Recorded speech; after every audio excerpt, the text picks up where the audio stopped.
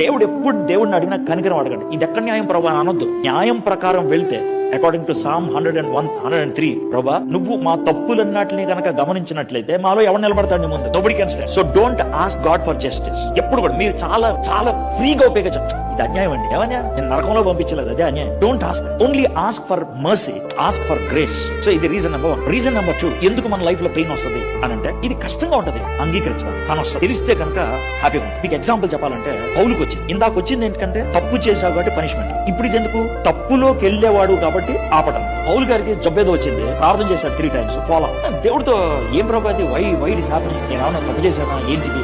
Why it is happening? నేను ప్రార్థన చేస్తే అందరూ బాగుంది, నాకు బాగట్లేదు. ఇట్లాంటి God said, Paul, if I remove that pain, a problem, you will have 2 bigger problems. What are they? Problem number 1, నువ్వు ప్రేయర్ చేస్తే పోయిందనుకో, అందరూ నువ్వే దేవుడు అనుకుంటా, నిన్ను ఆరాధిస్తూ మొదలు పెడతారు. పాల్ కి టెన్షన్ వచ్చింది. రెండోది, నీకు పెయిన్ లేదనుకో, నీకు నా అవసరత కనబడదు, యూ మే ఫర్గెట్ మీ. అప్పుడు పాల్ ఏమంటాడంటే ఉన్న మళ్ళీ ప్రభా ఏమైతే పెయిన్ అవసరం అని తెలుస్తుంది కానీ కొంచెం కష్టం అవుతుంది ప్రభా భరించడానికి. అవునా, మరి పెయిన్ తీసేస్తావా? నేను తీను, పెట్టిందో ఒక పర్పస్ తో. మరి ఎట్లా బాగా ఎక్కువ వస్తుంది కదా, ఏం చేస్తానంటే అది భరించడానికి గ్రేస్ ఇస్తాను. మీకు అర్థమైంది గ్రేస్ అంటే ఏంటో? Grace will not remove pain. ప్రభా నా